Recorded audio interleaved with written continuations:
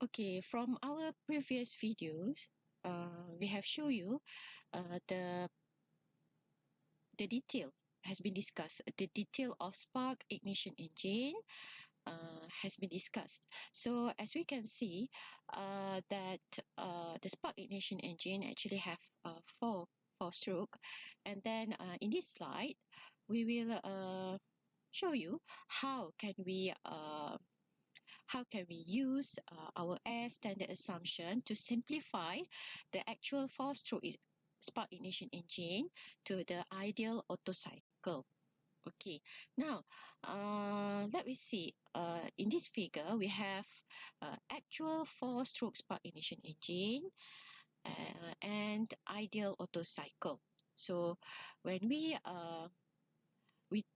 when we all this four-stroke has been sketch to the PV diagram as shown in this figure. Okay, so this is actually the actual four-stroke spark ignition engine.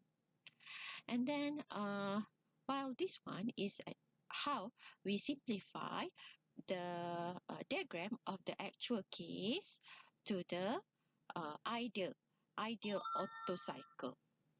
Okay, let me explain one by one. The compression at first is a compression stroke. Compression stroke in actual four-stroke spark ignition engine has been simplified to the isentropic compression. So there is no heat in and out during the compression process. And as we can see in this PV diagram, the process from 1 to 2, we can see that the specific volume in x-axis decrease to state 2.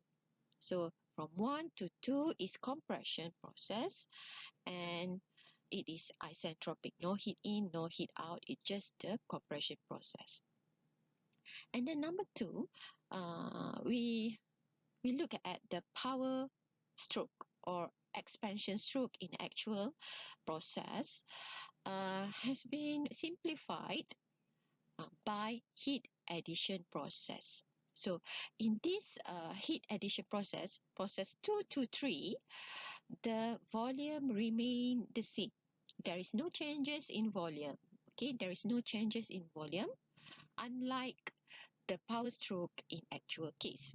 Okay, so from 2 to 3 is heat addition process that replace the combustion process or power stroke in actual case. So we can see that from 2 to 3, the pressure is very high. From process 2 to 3, the pressure is suddenly high, meaning that in this process, the combustion occur, while in this ideal Otto cycle, it is replaced by the heat addition process. Okay, and then we look to the exhale stroke. So in exhale strokes has been simplified to the isentropic expansion process in ideal Otto cycle. In isentropic expansion process, the volume is increased. So we take a look into our PV diagram. At PV at 3 to 4, from 3 to 4, we can see that the volume increase. From 3 to 4, the volume increase. So that is expansion process, and it is isentropic. And the last one, the intake stroke, has been replaced to the heat rejection. So in heat rejection process, the volume remain the same. Okay, and the heat is rejected out from the system, as we can see in this figure. 4 to 1, the pressure is decreased. So after we interpret all the processes into the PV diagram, so normally that we will use PV diagram to analyze the Otto cycle. So Otto cycle is actually the ideal air standard cycle for SI engine, and Otto cycle consists of 4 internally reversible process. So internal reversible process means that this is the ideal process. So process from 1 to 2, 1 to 2 isentropic, 2 to 3 constant volume heat addition, 3 to 4 is isentropic expansion, and the last one is process 4 to 1 is constant volume heat rejection. We also can sketch the PV diagram from PV diagram to TS diagram, where T is the temperature, S is the entropy, so that we can see from process 1 to 2 the entropy is remain the same. So in TS diagram we can see clearly that 1 to 2 and 3 to 4 is the isentropic process. Okay, after we have explained in detail how we can interpret the processes in actual case to the ideal case, and then how we can sketch all the processes to the PV diagram or TS diagram. So now we start to analyze our cycles, all the processes, by using this formula. So let us see from process 1 to 2. Process 1 to 2 is actually the isentropic compression. So normally we will use this equation. Okay, so P is a pressure at state number 1 or 2, V is a volume at state number 2 or 1, and K is the specific heat ratio. K is a specific heat ratio, fixed constant 1.4. Okay, from process 2 to 3 is the constant volume heat addition. Constant volume heat addition. So normally we will use this equation. As we can see that CV, constant specific heat. We can see V here. V is means a volume, where the volume is constant. So we use CV. Okay, we use CV. M is the mass. Q is mean heat. T is the temperature. Temperature at 3 minus temperature at 2. And then next is a 3 to 4 process. It's isentropic expansion. So again, we use isentropic process where the formula is similar to the process 1 to 2. Okay, P is a pressure, V is a volume, T is a temperature, and K is a specific heat ratio for air, 1.4. The last one is a constant volume heat rejection.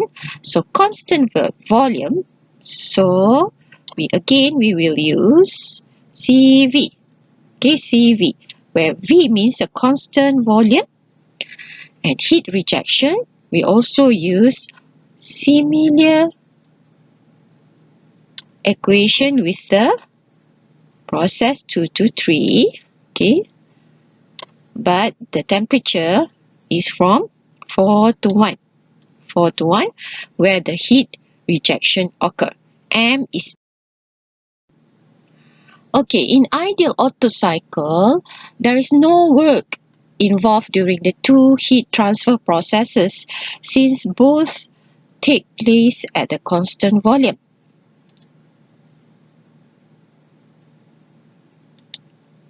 And the heat transfer to and from the working fluid from the system can be expressed as Q in mc delta T, as I said before, or Q out mc delta T. All units in kilojoule. Here, I would like to emphasize here, see the unit. The unit of Q in and Q out is in kilojoule. But normally in our calculation, we also can use this like this, where Q is, let's say let's say Q in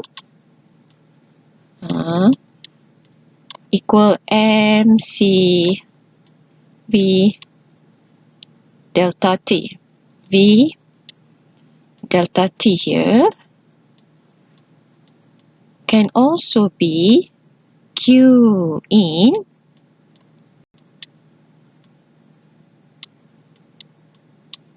CV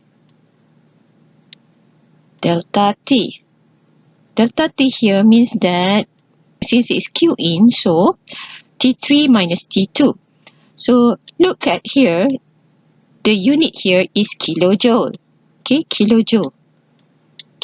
So this heat is actually the total heat. Okay, so while in this case is the unit is kilojoule per kg. Okay, kilojoule per kg. When we divide M to the total heat, we can have heat for for each kg. So we also can use Q in here by dividing it all to the kg. Okay, so there is no M here, there is no mass here. So this term used for kilojoule per kilogram. And normally in calculation we use this one. Okay, and then same goes with this is the thermal efficiency of an ideal Otto cycle. Okay, ideal Otto cycle under the cool air standard assumption. We all know this one, but I would like to emphasize you that work net here also can use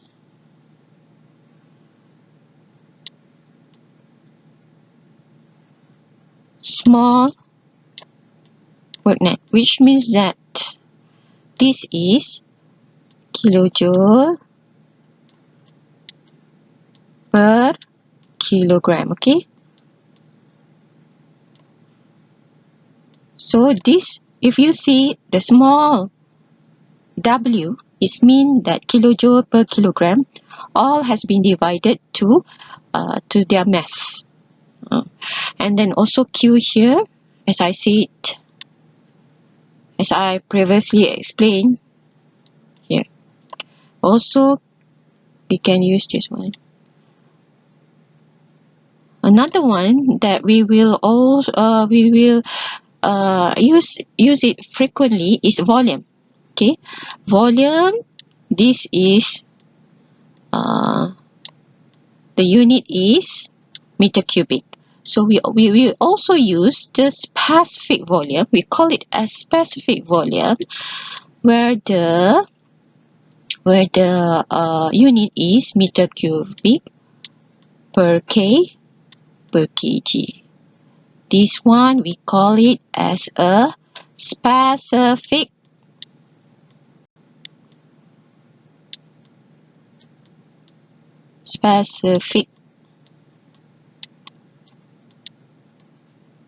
volume.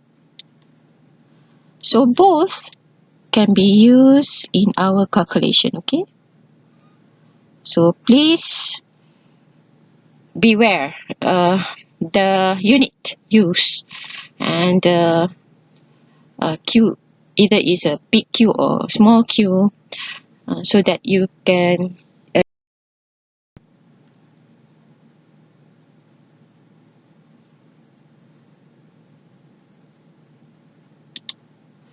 okay, last one in this part 2 is that we want to derive our our efficiency. Okay, in last slide we know that efficiency is actually the work net over Q in. Okay, so we also can simplify our efficiency to be like this.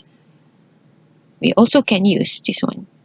This is the efficiency of Otto cycle, 1 minus 1 over R power of K minus 1, where R is the compression ratio.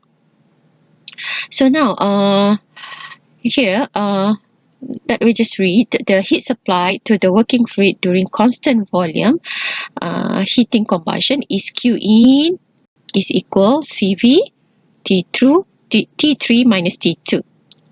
Okay, so the heat rejected from the working fluid is the CV T4 minus T1. So we also know that this is the isentropic processes occur between state 1 to state 2 and state 3 and state 4. So by substituting this both equation and substituting to this efficiency, we will have this equation, and then by substituting the compression ratio to the above, to this equation, then substitute, then simplify this equation, we will get the simplify the more simple efficiency for the Otto cycle. And this equation only can be used for Otto cycle, but this general equation can be used for all Otto cycle or diesel cycle, or even actually a Brayton cycle